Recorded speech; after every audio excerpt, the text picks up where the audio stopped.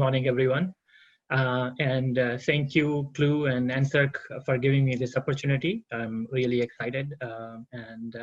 We'll talk today on a very interesting topic. Let me go to the next slide.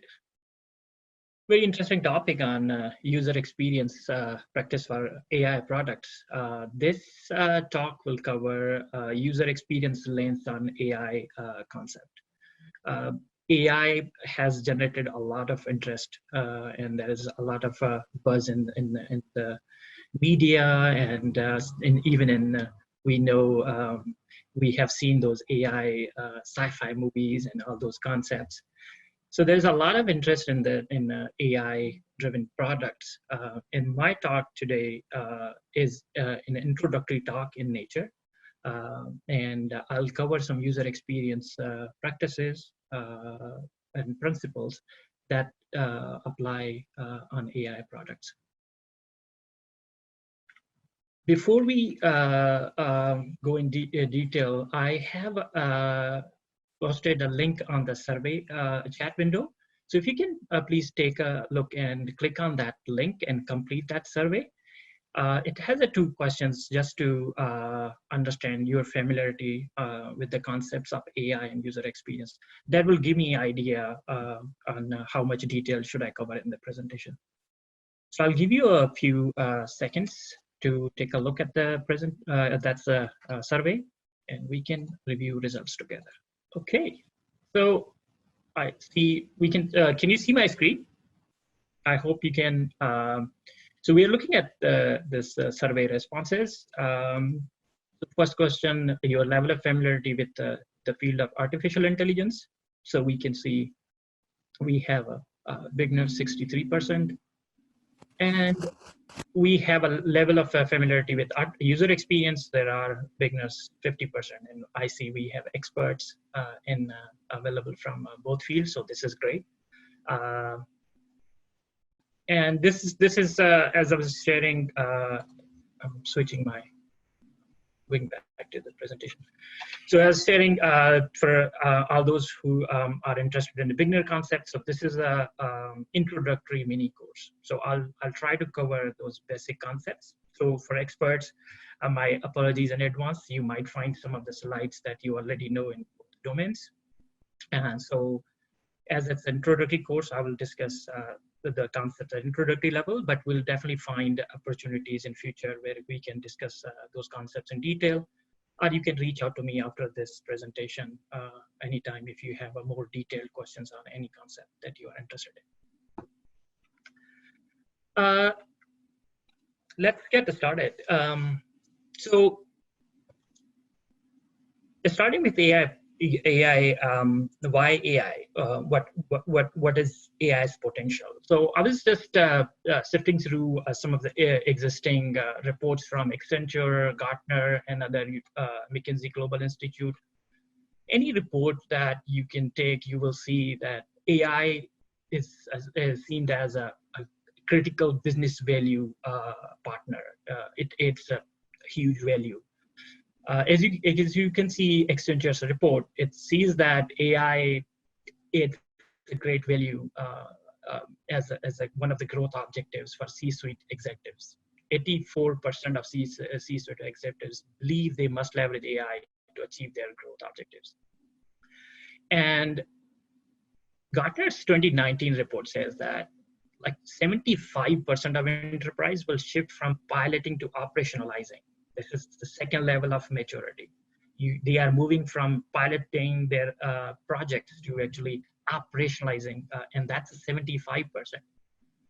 That's a huge increase. McKinsey's recent report shows that AI is estimated to create an additional $13 trillion value annually by the year of 2030.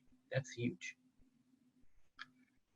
And AI is also seen as a technology or capability that is going to provide organization a competitive advantage.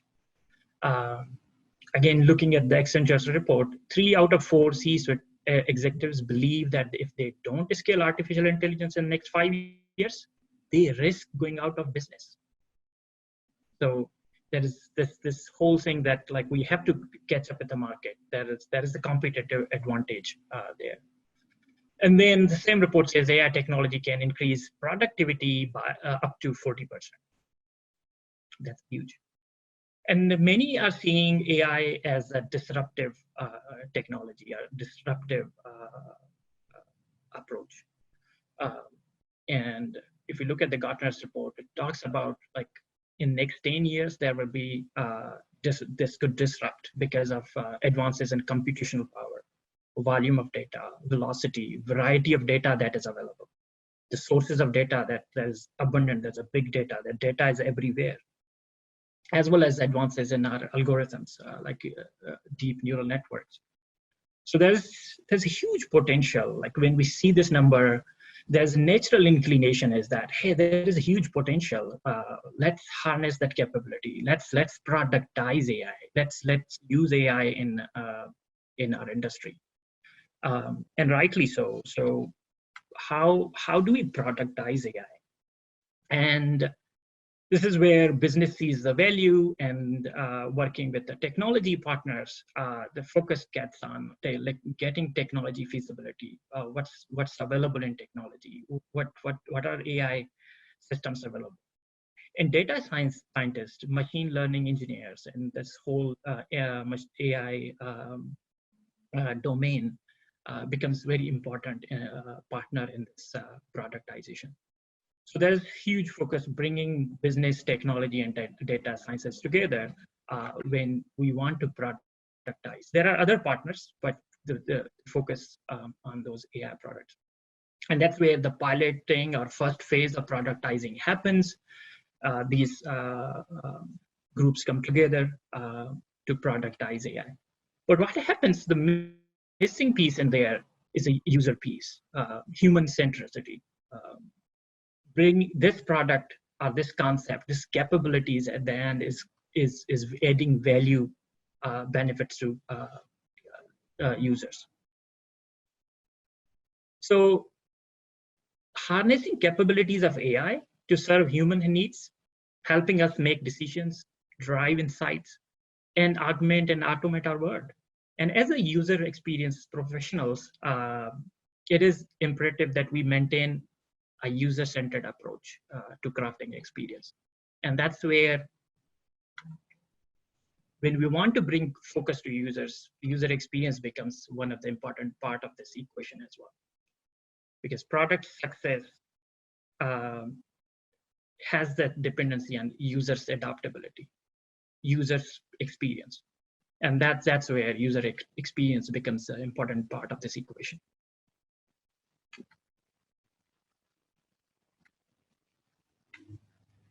The other thing is, when we are thinking about productizing AI, we need to think about product risks.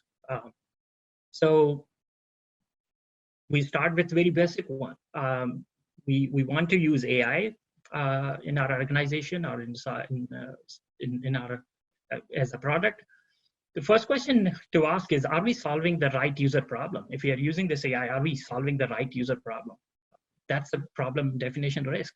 If we don't know, that's a huge risk. And the second thing is this, if we are solving this, if this is a product, this is a chatbot, or this is some other recommender system, and if we are using that solution, is this the right solution for solving the problem? And can users figure out how to use chatbot or recommender or the technology that we're proposing? And then the other risk is around the feasibility, whether our developers can build what we need to do, we need with the time, skill, technology, data, and other things. And the value risk for sure. Will users find it valuable? Why AI? Will it be valuable? Will they choose to use our solution? And definitely there is a business viability. Is it a viable solution for business? So especially on the first two risks, problem definition risk and design risk, this is where user experience practice can help mitigate some of those risks through user experience practices.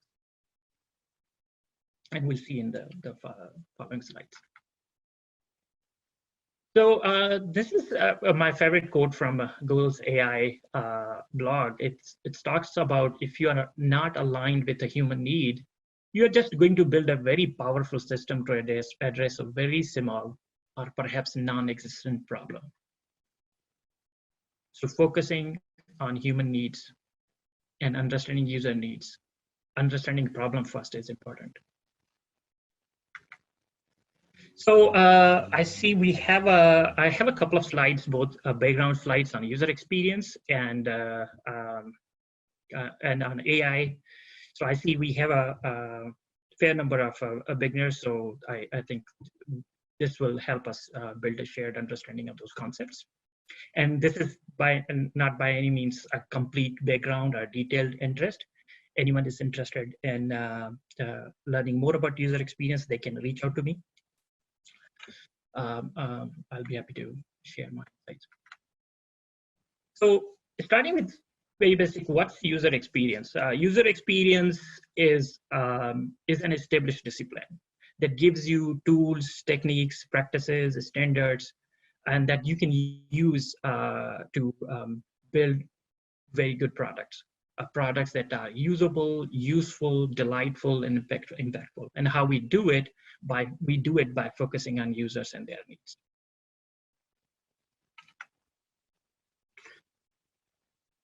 And this is ISO standard on user experience and human-centered design, and it talks about how user experience helps. That approach enhances effectiveness, efficiency, improves human well-being, user satisfaction, accessibility, sustainability, counteracts possible adverse effects of use on human health, safety, and performance. So you can see that the big vision statement for user experience is to focus on users and make products that benefit users, humans. So there are three basic pillars of user experience practice: discovery, design, and testing. And those three practices are governed through standards and policies and principles. And again, in the user experience community, there are different ways, and sometimes there are different terminology, diverse approaches. So I'll not cover in that. I'll go with very basic approach that I practice in my organization. So what's the discovery? Discovery is a developing strategy. It's about understanding users and their needs, understanding and exploring problem space, and defining value proposition, and through this building an alignment with all collaborating teams and stakeholders. So discovery broadly speaking, discovery is a problem space. We're trying to understand problem first before we prescribe a solution. UX design, my definition of UX design is it's a solution space. We're trying to solve. We defined a problem in discovery. Now we're trying to solve. We are ideating, we are iterating, we are testing our solutions and finding the solution that will work. And how we do it, we use different human-centered, user-centered design principles and methods. And throughout this, when we are discovering or designing, we use different user experience research and testing methods. And they help us uncover viewpoints, insights, and they also help us evaluate and test our solutions. And throughout this, we also use standards either created by us, UX professionals, or if we are working in an organization, we look for the existing standards. If I'm designing, I look for those things. If there are any AI principles, if there are design principles, if there are any accessibility standards. Many of you, we know that nowadays AODA, especially Ontario accessibility standards, is very important. It's a legal requirement. So we have to look, when we are thinking about UX, we have to look for those standards and regulations as well. And if you have any design system, these are all different standards and principles that we have to follow. If they could be your organizational standards, it could be your practice standards, or it could be more government or regulatory standards that you need to know when you go through this process. So as a UX or user experience professionals, we have to kind of familiarize ourselves with those standards as well.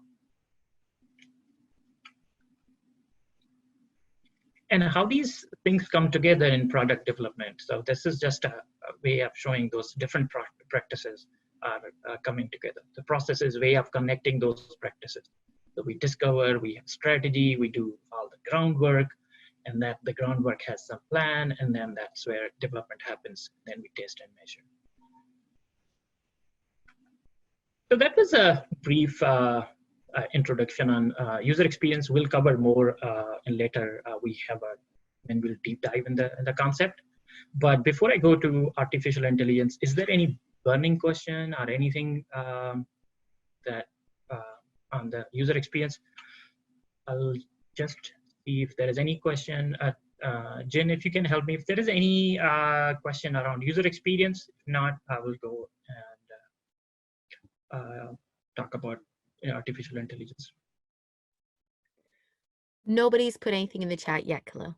Okay. Again, now we'll touch on the topic of artificial intelligence. And again, full disclosure, I'm not AI expert, subject domain expert. I'm a user experience expert. And for us, it's important to understand different domains so that we design to solve that domain based on user experience practices. So Khalil, I apologize. Actually, Asim does have a question about how can we identify users' expectations? Yeah, that's a really good question, and that's this is where we use our research and testing methods during discovery, and we'll definitely discuss this in following slides after. That's a really good question, and we use different methods, research methods, to gather those expectations. But before we go there, the first step is identifying the problem that we're trying to solve and who are the users, who are we solving that problem for, and that who will give us that user group. And then through our research methods, interviews, and contextual inquiries and other methods, we try to gather information around expectations, needs and wants and pain points. But definitely, that's a good question. Thanks for asking. We'll discuss in a little bit detail in later slides. And again, this is again for my friends from AI domain. This is again collaborative relationship. This is where user experience professionals can help. AI folks, professionals are very expert in their domain, and this is where there is a symbiotic relationship. User experience can come and help fill that gap.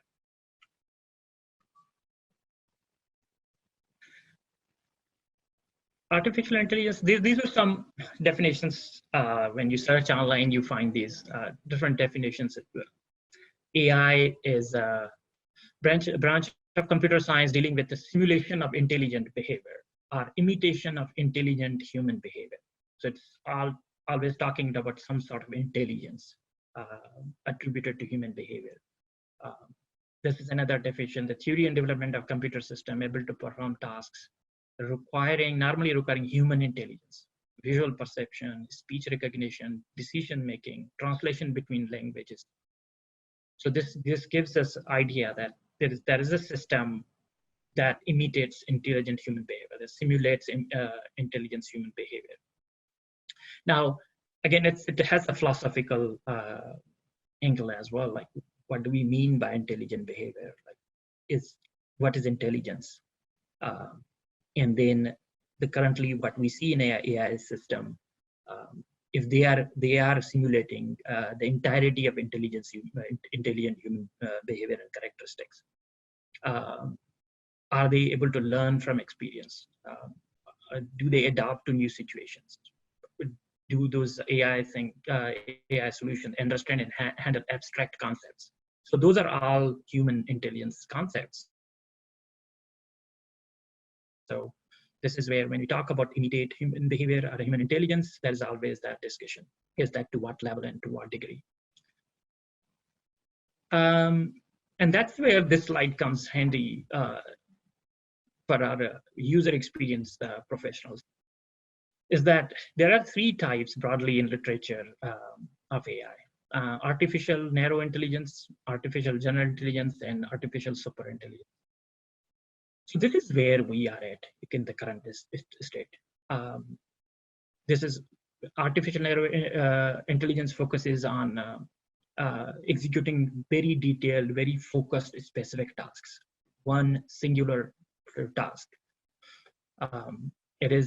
That's why when you focus on just a specific problem at hand, you compare to ANI can be expert in solving that specific task, but it cannot do anything else other than that specific task. So that's why it's less intelligent than humans. And that's the current state. All the products that we see in industry, they are here in ANI. We are not here in AGI. Our faculty and the researchers, they are working towards it. There is work happening on this stream in academia, but in industry, mostly this is where we are. And this is, I think it's the future state. I don't know when it will ever happen. Artificial super intelligence, demonstrate intelligence beyond human capabilities. This is what we see mostly are sci-fi movies. I love sci-fi movies, so this is AGI. So that's we are mostly here in ANI, and mostly when we'll talk about AI in next slides and productizing AI, we are talking about ANI. So now applications of AI or ANI, there are so many ways that you can slice dice and think about application of ANI or AI. We can think about applications of AI from the text perspective through natural language processing, text recognition, speech to text conversation. We have automatic translators, for example. There is a lot of great work on computer vision, image recognition, and text to speech works. So in the domain of audio visual recognition, there are many apps that they recognize images of plants, flowers, human face, cats. And then there is also interactivity. That's the AI applications in the market. They also create that interactive flow connection, like personal assistants, Alexa, Siri, Google Home, chatbots, so on and so forth. And there's the other area where AI can also be used to generate insights. We can use it for our analysis, like risk assessment, sentiment analysis, forecasting.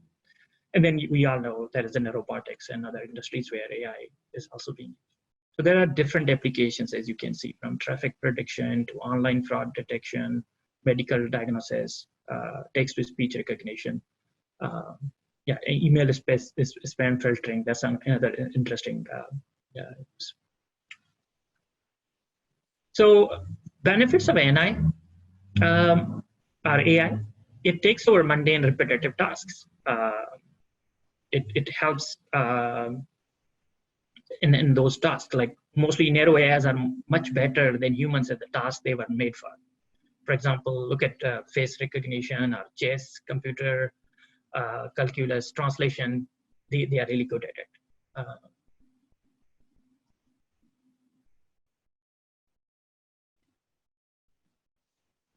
And then AI can also help perform complex tasks much faster than humans. They are also in a situation available 24/7. Look at the chatbots. Customer agent cannot be available 24/7. If they are available, they cost a lot. Chatbot is not expensive. It's available 24/7.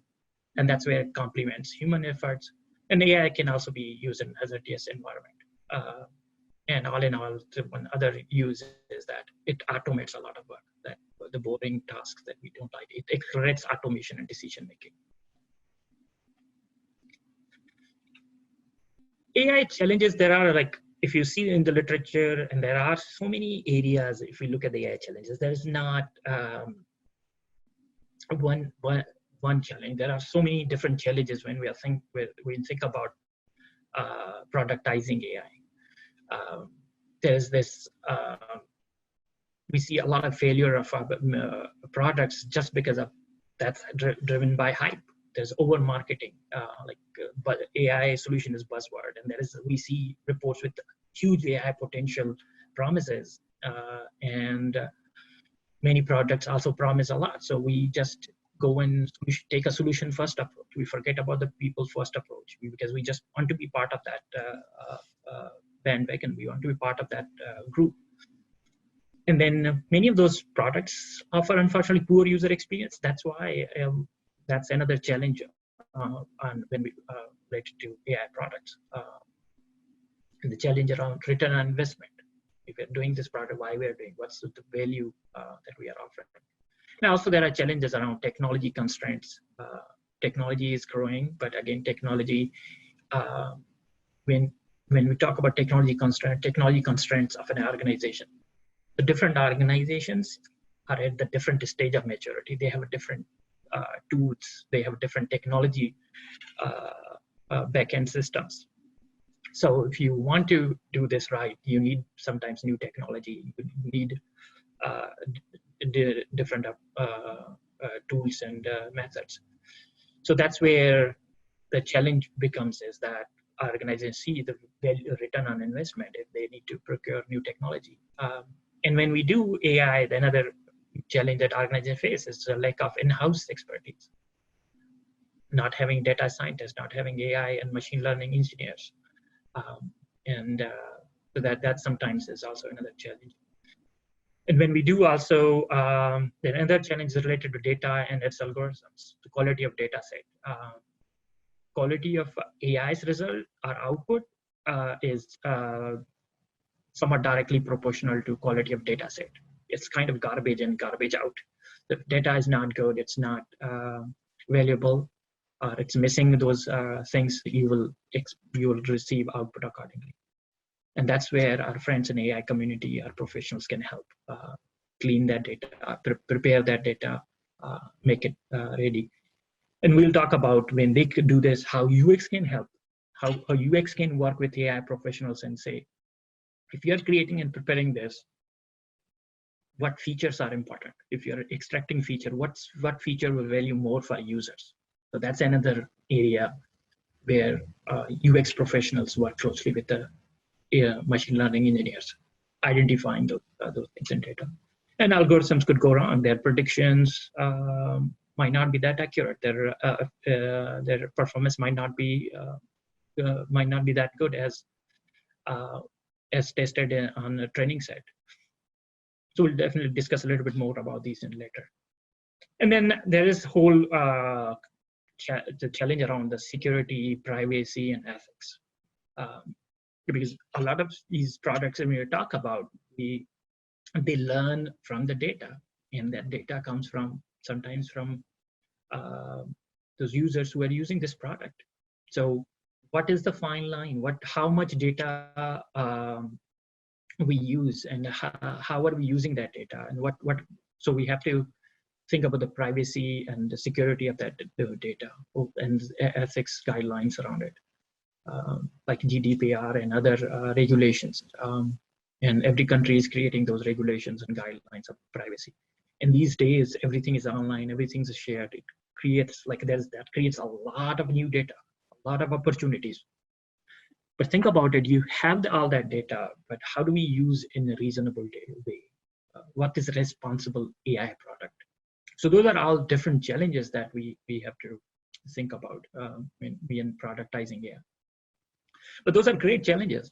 Challenges are a beautiful thing. That's where we have to find solution. AI provides us a great opportunities. So from my side, that I think for now, that's the background, enough talking. We can do a group activity.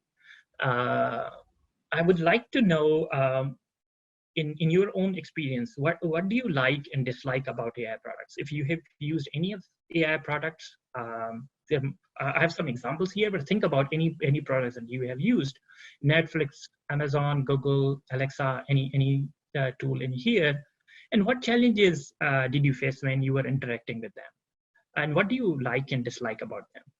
So now I will share with you some examples and use cases. And again, this is a very high level list of examples and things. But if there is a interest on a deep diving in any particular topic, as I was sharing, we can definitely discuss offline, or you can reach out to me if you have more questions on any particular domain.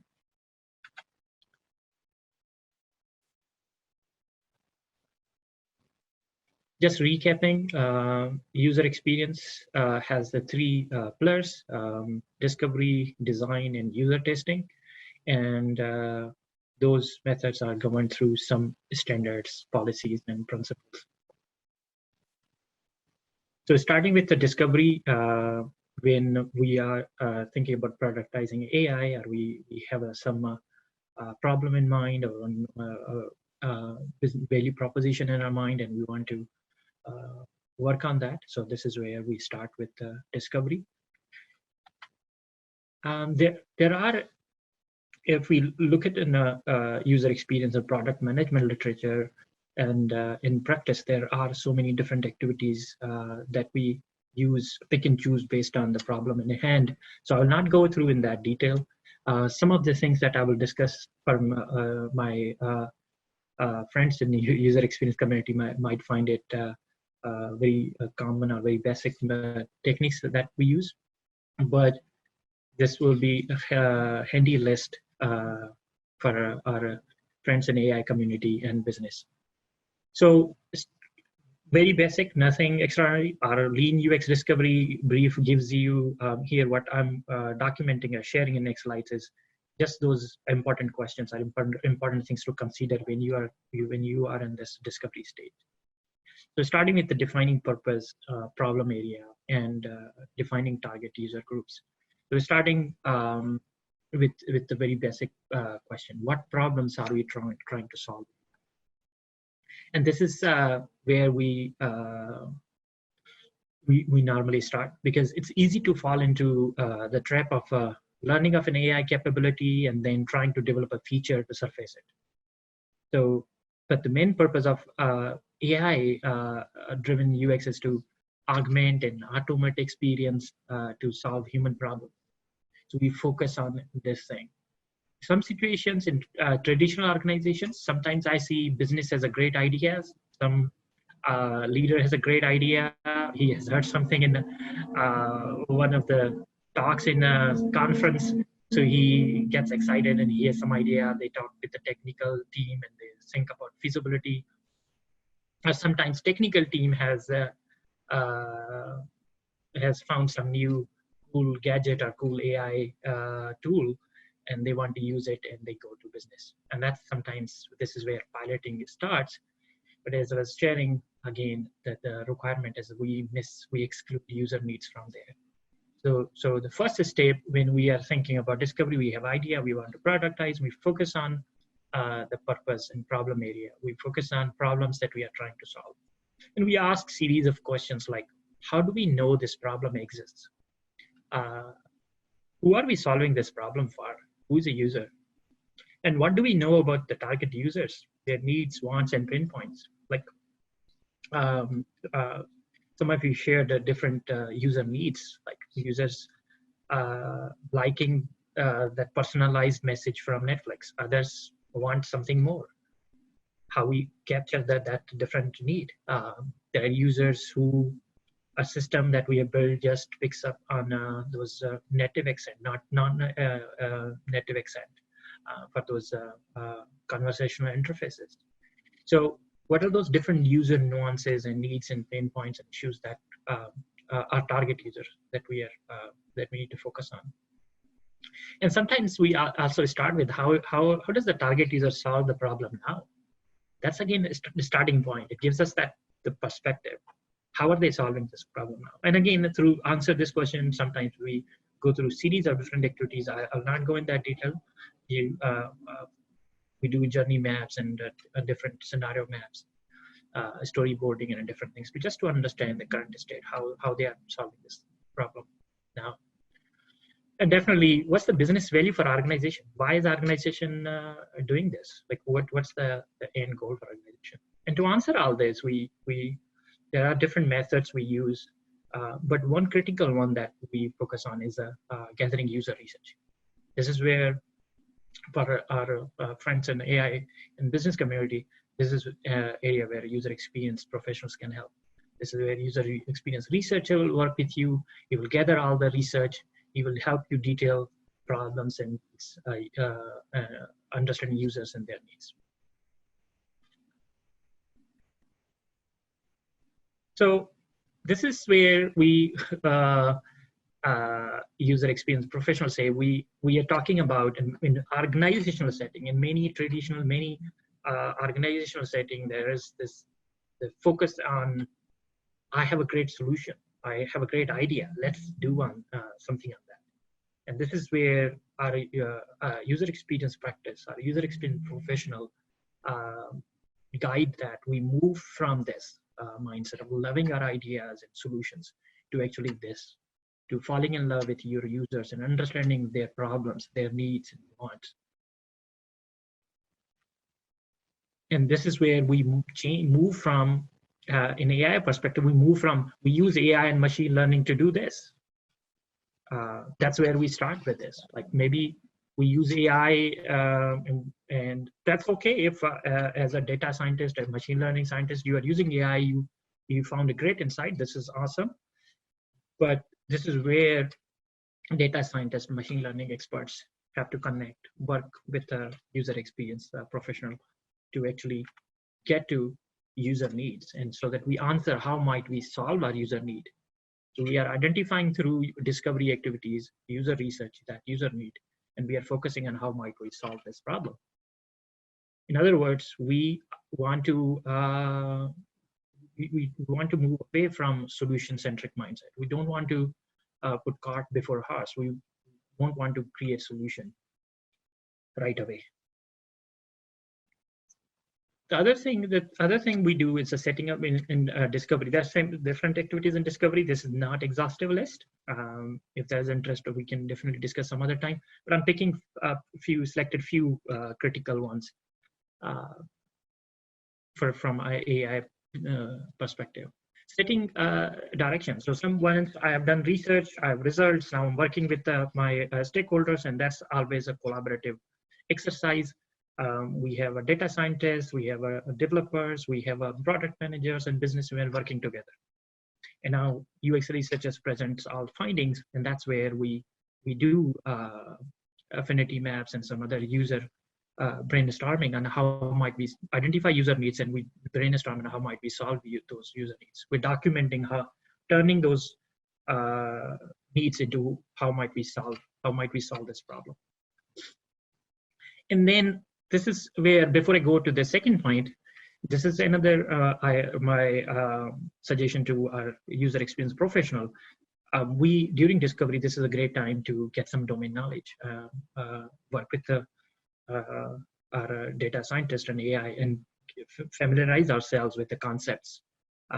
We don't need to be expert of AI, but we should work closely with them so that we are comfortable with the language, because that's where the data they are picking, the algorithm they are using, the performance of algorithm they are thinking, the output the algorithm will give will make a huge difference. And that's where, like, that's the time in doing discovery. I don't have a bullet point here, but that's another thing. And normally, I know user experience professionals, we do. Every time we start a project, we get some domain knowledge. So that's another message on that topic. And then once we know how might we solve a problem, the question is, given the scope of need, could a non-AI solution work? So going back to the chat bot, like if I'm doing a chat bot, like if it's like everything is doing is giving me 2 messages and then giving me email or sending me to a human agent, what is the value add? Because if you look at like our past interfaces in user experience design practices, we have FAQs, frequently asked questions. Is that the solution? It's a cost-effective, simple, one page. Is that enough? People are coming, we just give them a frequently asked questions right there. Why need we chatbot when we spend that time, our money? It's just a cool and hip thing to do, chatbot. So that's where we need to think hard on the scope, given the scope of need that we identified through user need and business need, that could a non-AI solution would work. If we do this discussion, again, it's a group discussion, but like all the key stakeholders are in there based on data, not brainstorming, but more, I think, driven through that user data. We can also discuss, I like this, I'm a big fan of Google's Pair AI documentation. I refer to it, I use it a lot. So you will see in my presentation some of examples from them as well. They have a very good question they suggested. Can AI solve this problem in a unique way? So if we are doing AI, for example, we are doing chatbot, are we doing any recommender system or a predictive system? Sorry about that. Can AI solve this problem in a unique way? Can we solve it better by leveraging AI capabilities? And to answer that, this is a table I have borrowed from, again, Google's Pair and AI Guidebook, very good book. And it gives you that list of like when AI adds unique value versus not. And that's a handy list. And you can also work and create this, refer this or create your own working in that discussion. So if you can see some of the things where AI could add unique value. Like if there's a simple task, frequent task, we want to automate that task. If there are a series of questions that people are asking HR all the time around vacations, around vacations, work from home policies. And that's where maybe you can automate those questions. So frequently it saves the time. Are recommending different content to different users. Like you have a app idea that you think will be able to suggest a new movie, a new content to users who are interested in. It gives them that personalized content. Prediction of future event. You're building something and that you think that that prediction will help users buy a ticket, train ticket, buy a new book.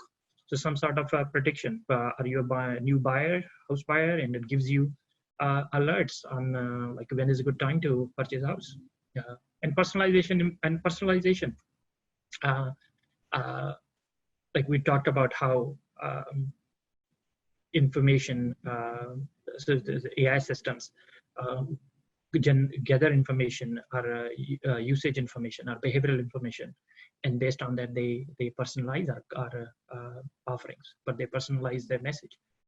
So thinking from like the problem and need you have to think about like through that list where AI makes sense.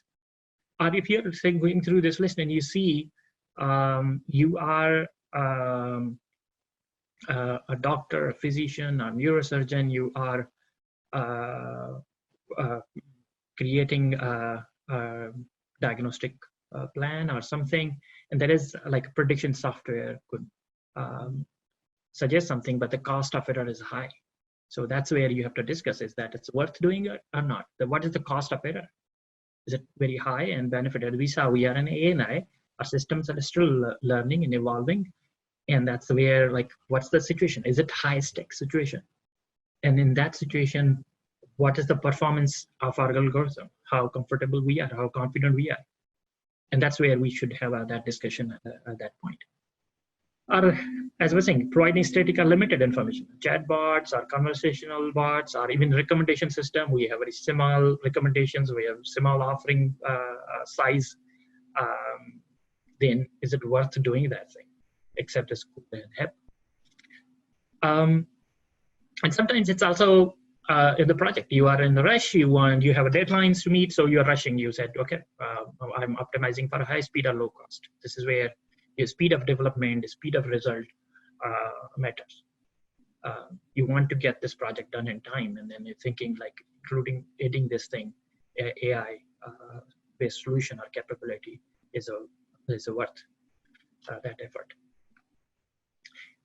To this, look how we go through this. Again, I really like citing this Google Pairs flow, and it's really handy, where you start with how might we solve our user need, then you discuss this, can AI solve this problem, and once you have that discussion, use this sheet to brainstorm. This is just example, like you can think in your context that this might work for you, but I find it useful to use to organize our discussion. When we think AI can cannot help solve this user need that we identified, because, and that's where this sort of list can help you. Now that we go through this early, so we have research, we had our brainstorming based on data, we had we saw that AI capability makes sense. Let's do it. Then again, I will suggest that we don't jump ahead and start solutioning. I will say soon we will start, but let's do one more thing: is define success. What is the business result we are trying to achieve? If we are doing this capability, there is a need. How are we measuring the effectiveness of this this product idea, this AI capability? What is the business result we are trying to achieve with AI? How will we define and measure effectiveness of our AI solution? And there are different methods. This is another user experience professionals and product managers can help you define success. Again, in there, it's a collaborative. We have to work with the business. We have to work with our AI experts. And we work with them, like if we are thinking about these different solutions, what algorithm, feature, and design will increase certain metric to achieve something. So there are different ways of defining this, not the only way. This is just an example. Like if you look at the example, plant identification website, this Plant Snap. If you think from that perspective, what it does, you take a picture of plant, it tells you name and gives you different options. So what's their business objective? What algorithm, feature, design will increase user engagement with this app, and ultimately their member retention? So it's just that you have to do define here, and we'll measure this thing later in the project. Just a lean discovery checklist. Once we have a defined problem, we identified our problem, and we identified that AI is a possible solution, and we identified our value proposition and success metrics. Now is the time to design. So how do we design? This is, again, design is a collaborative exercise. We work together with all stakeholders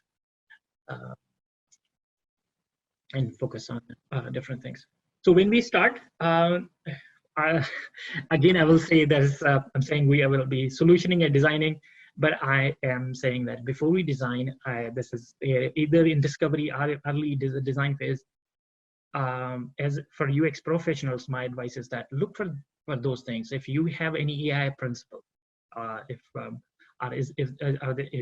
have to work with the team and create one.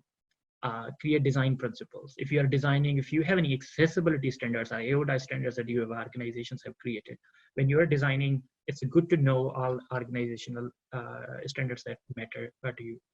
If they are not, then definitely you have to think how to create as you go along through this project. But keep this in mind. This helps you. Sometimes you miss in create, and then you go back and it's not accessible, or it's not following AI against AI principles. Then it's too late. It's risky. That's why I put it here as a number one reminder for our UX friends. Anyways, so that's just a reviewing or creating those standards and AI principles. Principles, again, for everyone, is just, it gives us like how do we do, what are those guidelines of doing AI, of our organizational guidelines and other. And we'll talk a little bit about it later in the slides. So once we review this, the next item is mapping.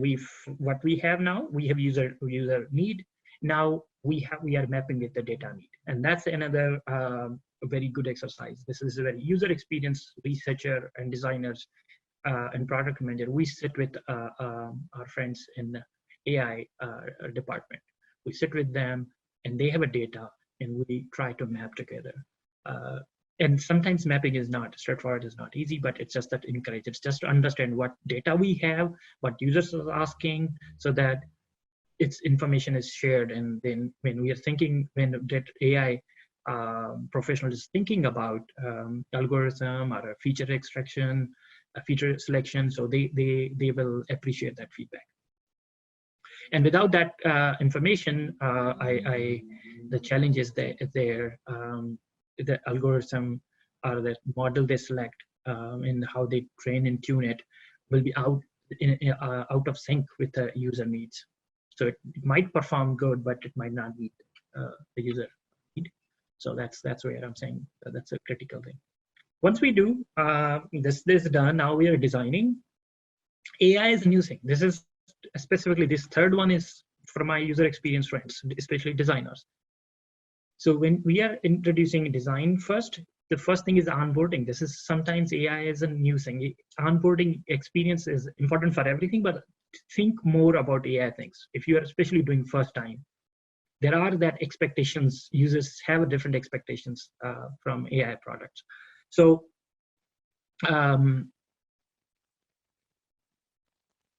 thinking about, going back to thinking about example of search. Sometimes if you see Google search performs extremely well, it gives us a result. But when, as a UX professional, sometimes we work in in-house search or website search, it doesn't work that way. But our users are expecting the same result. When Google can find it, I should find on your local website as well.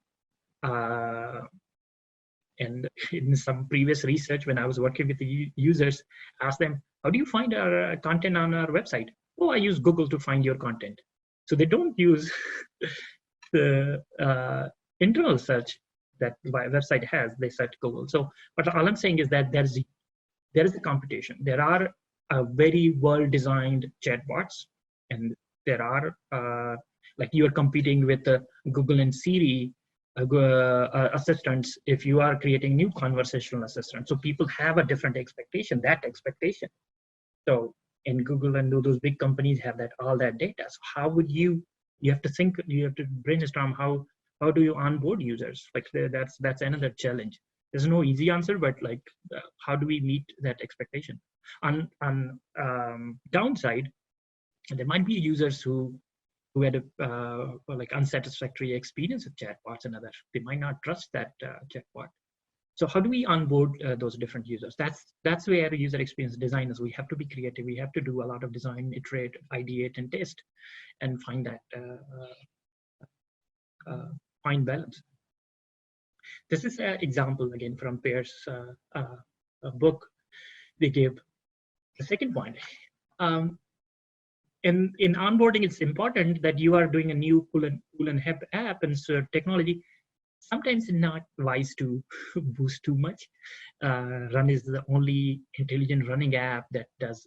Users are not interested in like what technology and deep neural net machine and you are using. They want their problem fixed. So be upfront with them. Just inform them what really it is. Like if you read this seems great. Technology, but you are creating a different expectation. So, and that different expectation has that inherent, I think, could cause dissatisfaction and confusion. You're selling intelligent run, deep neural net, everything awesome, and you are not finding the information. You're not happy with the results. What does it mean? So that is the whole thing. Like, how do we project this? So when we are doing focus on first-time users, explain in a simple, plain language term, like this, Run is a running app that adapts to your fitness levels and designs personalized workouts to help you improve your running. So just context, what it does for you. How is this app going to benefit you? And also be upfront about the first-time use experience. Like first-time use, I have this running app I'm using first time, so it all of a sudden it'll give me all the personalized responses because I'm user, I don't know. AI is AI. My AI friends say, yeah, that's common sense because our users don't have information first time, so they will not get personalized information right away. That's good. That's we know in our background, in our based on our knowledge, but our users might not. So when they see this is a new app that will give me very personalized recommendations, and I've downloaded it. So this is another thing that the user experience designers have to think, like, how do we onboard that experience? So it's your first run, for example. What Google is suggesting in that situation, don't say, to get started, let's up and head out on your first intelligent run. Welcome. Like, but set that expectation. Be upfront, be transparent, tell them we'll average your first few runs together before we start making recommendations. We're not making recommendations right away. We have to learn and give you. So be upfront, be clear. That's where you're managing their expectation. You're making sure your onboarding experience is there. Other thing is the big issue is explainability and calibrated trust. And you will see this term more and more in research. Explainability and calibrated research trust. Calibrated trust comes from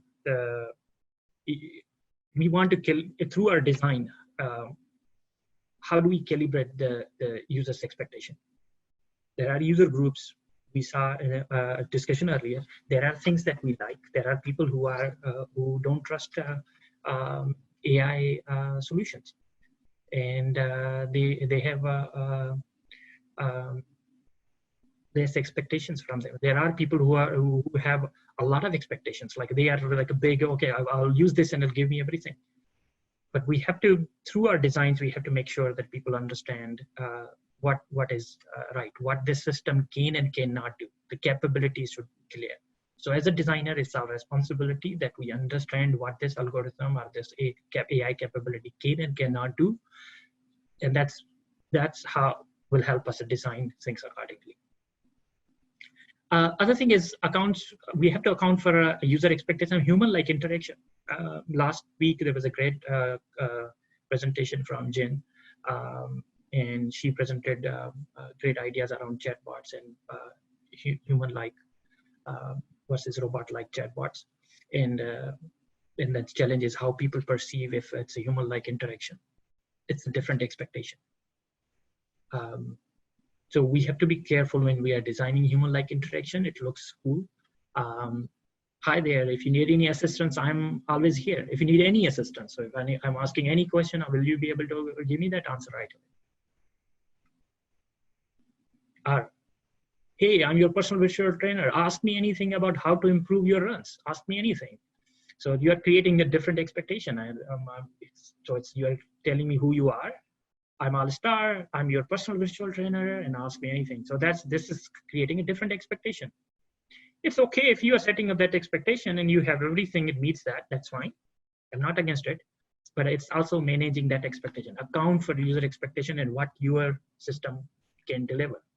And that's where you can manage user expectation through that messaging. So like, see this message, your personalized workouts are based on your logged runs with the Run Better. You can find your past runs and suggestions in your workout profile. So this gives you more contextual information.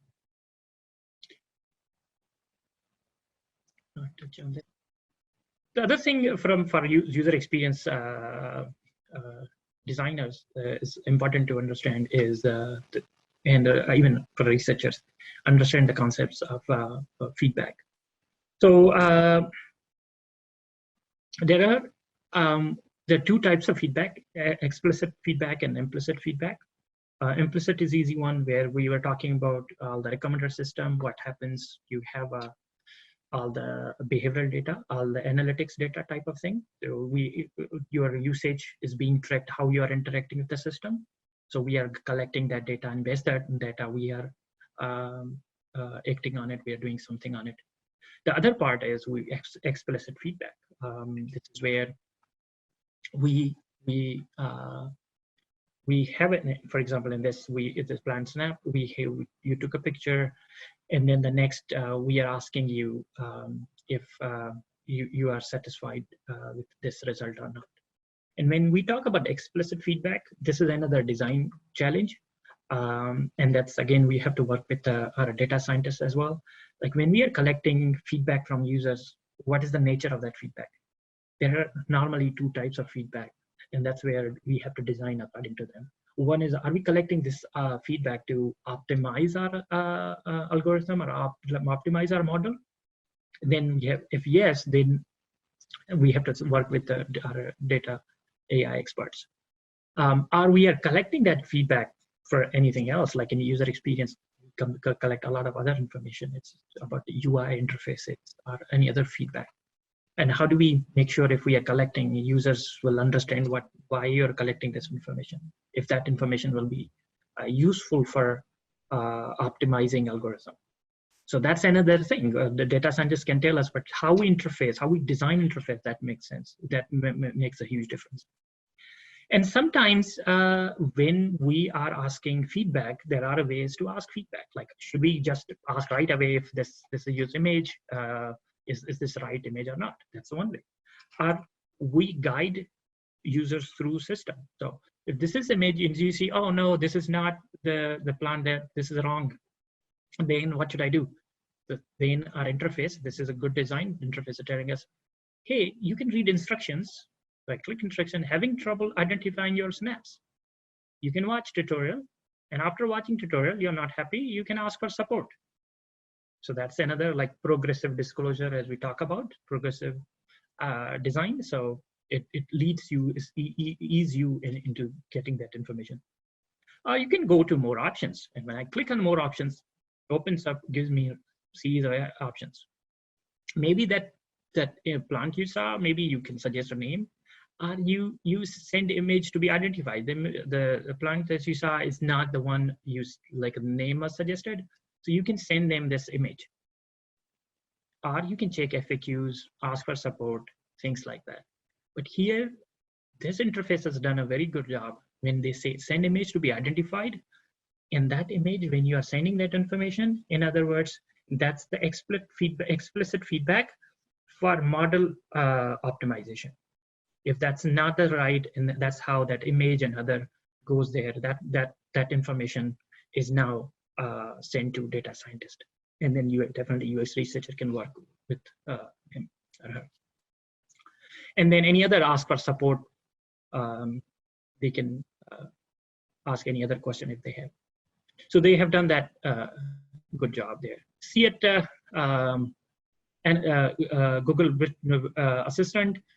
So I asked them a question. So how they ask you that explicit feedback, they have done kind of binary so that there is no confusion. If this information is making sense to you, yes and no, thumbs up, thumbs down.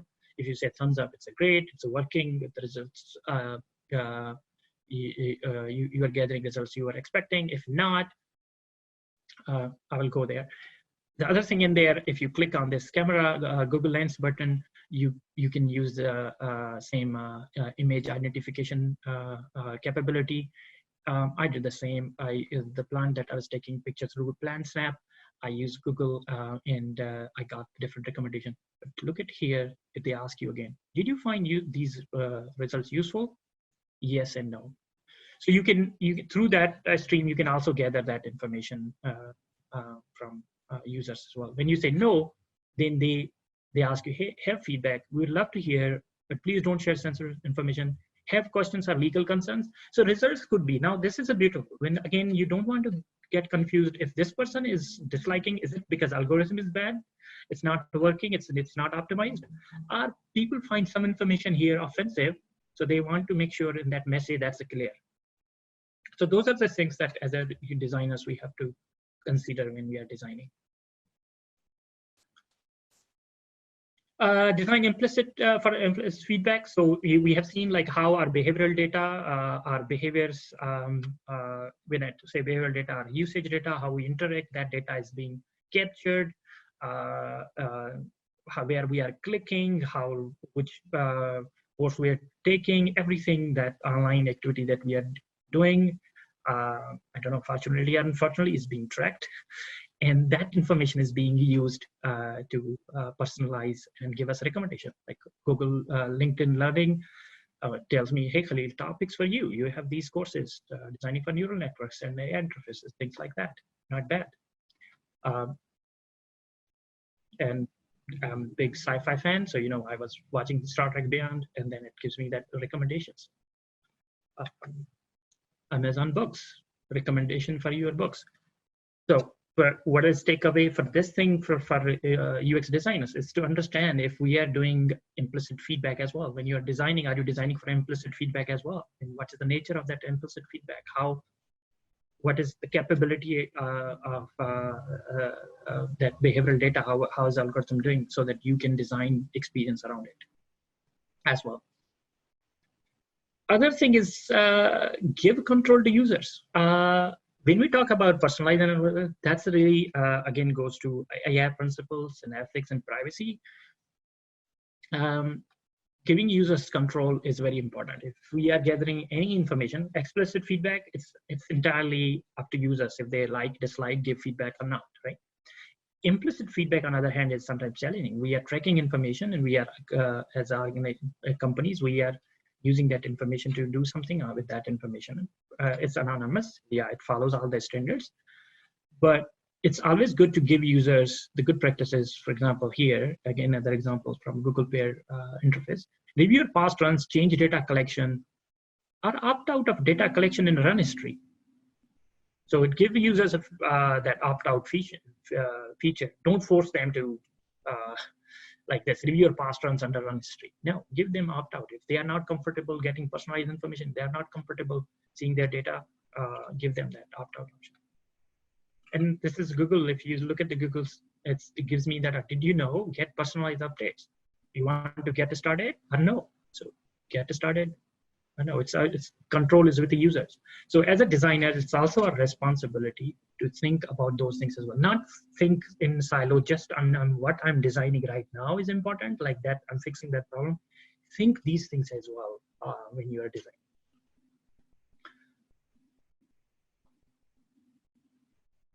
So now that these are just, there's a long list. It's just the interest of time. I just covered a few things, and maybe in future opportunities, we'll discuss more practices.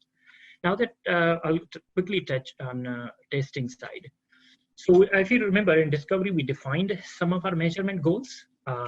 There's this capability that algorithm will do something, and then based on that, we will design something, and that design will do something for our what's the word I'm looking? Will impact some of the KPI that we have defined, user engagement, and ultimately will do something. For organizations, we identify those measurement goals, and there are different. There's no one way of doing it. Depends on that question. Our measurement objective. Sometimes what I do when I have a goal, I try to see if there's any flow. Like this goal is achieved. If I'm thinking back to that plants and app, you take a picture. Image is identified, yes or not. If yes, then you go read that objective. And if that's where you are satisfied, that could increase your engagement. And then how we are measuring, there are different metrics we can measure.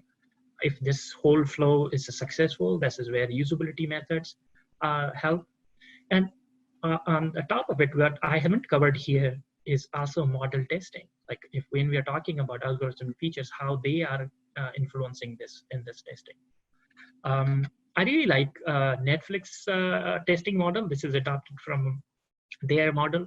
So what they call like offline testing model, this is where data scientists or AI scientists are working in model tuning, and it's increasing its effectiveness and performance. So I know I'm in the interest of time, I will go through this. So I was saying in here, the takeaway is that, again, how model testing is happening, it's a success of that model, how that is going to help design us. And when we test that design, and that design testing can help us, whether it is related to this model tuning, the feature or thing that users are liking or not liking, could that be because of that performance of that model. Then we share that data back with our AI scientists. Or it could be any other design, usability, information architecture, or other issues. So we tweak that design and then go to success. Then if everything is successful, then we go and launch. And I'll share with you this slide deck after. So there are some good resources. This is a good article here. This is where I adopted. I will not go to reward function. This is another important thing, not for AI expert they do, but for user experience designers and researchers. We need to know that language, how the performance of different effectiveness of different algorithms and model impact some of our design decisions, especially precision and recall. So in short, reward functions are just a way of measuring the performance of a machine learning. Not go, I know in the interest of time, I'll just skip. And sometimes when this is another important takeaway is that when we do user testing and we find that this is not working, there is a reason. Sometimes we need a model tuning. Prediction is not working, or it's as we expected. Our users needs are evolving, so we have to address and work with our data scientists to evolve our algorithms and tuning and things like that. But we also need to understand that sometimes when results don't work, it's not always about algorithms. So it's not about AI is not working. There are so many other reasons. When I was taking this picture, look at the name. I don't know. Like if I was, is it the, I don't understand this name. So it's maybe an information architecture terminology issue. Or how I have taken this picture is maybe it's just that characteristics of camera, like different people are using different, and how I'm taking that picture. There are different areas to consider. I mean, as a UXer, our responsibilities to understand is that we are designing this. If users are not liking this thing, like this, we say, okay, this is not meeting my need. Why they are saying this? Is it just because of AI is not working? There are many other reasons. Like the type of data I'm producing, I'm giving the data that we have an image repository. This new image is not in there. So maybe our model is predicting because of lack of that information, or maybe there are user characteristics. I have accessibility issue, how I'm taking that picture, or how I'm having due to some accessibility needs, I'm not able to take that picture in the proper way. So how is my system going to work through that thing? And plant characteristics, where I'm taking that picture. Is it like type of plant, type of leaf, like it's a stage of blooming, and so on and so forth. I'm rushing. There was a different second activity, but in the interest of time, I will not cover this. So, but I will leave this for you to think about. What jobs do you think humanity will be happy to hand over to automation? What jobs would you love robots to take over? And what jobs do you think will always have to be done by humans, and why? That was a group activity, but we will not do it, but I'll leave you this with questions to think about. And I'll talk about the standards. So there are different AI principles, like the Government of Canada's guiding principles. There's a link, very interesting. So look for like government's standards. Your first time organization start with what is our Canadian standards. If there are any regulations, then your organization brainstorm with the key stakeholders within your organization to create AI principle. This is really important. Design is important, technology is important, but without AI principles, it will be challenging because you need to set those guiding principles for you. So these are very, be transparent. They talk about explanation, be open as we can, provide sufficient training, understand and measure. There are great that you can create. These are 5 guiding principles from FLIPS for healthcare and healthy living: fairness, robustness, oversight. These are Google's AI principles. Be accountable to people, incorporate privacy design principles. And then there are different AI transformation needs. Then the group activity, and that's it from my side today. And I appreciate, thank you so much everyone for joining. I don't know if we have a time for Q&A. If not, you can reach out to me